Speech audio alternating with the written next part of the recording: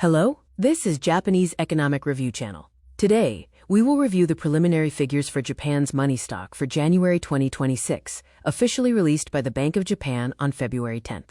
We will explore the current monetary environment and uncover the underlying shifts in capital allocation. Let's dive in.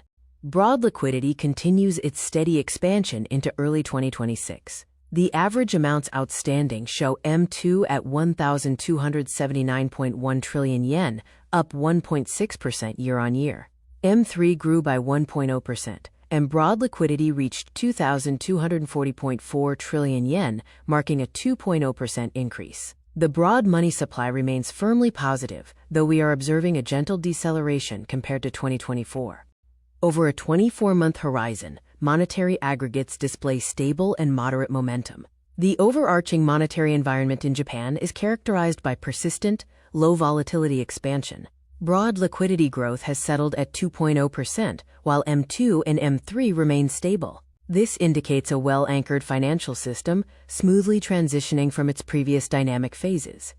A significant structural shift is occurring within core money. We see a rotation away from cash toward higher-yielding quasi-money. Currency in circulation contracted by 1.1% and deposit money by 0.4% YoY.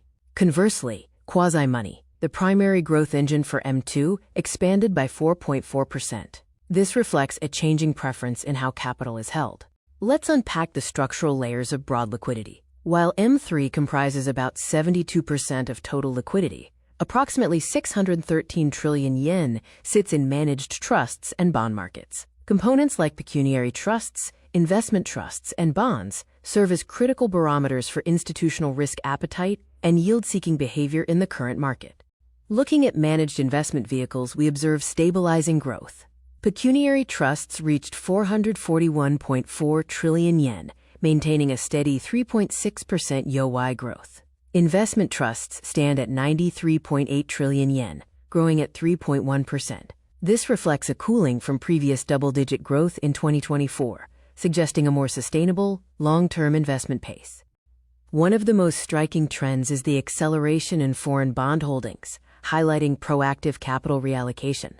Driven by a strong institutional appetite for yield, foreign bond liquidity accelerated sharply by 8.7% YoY.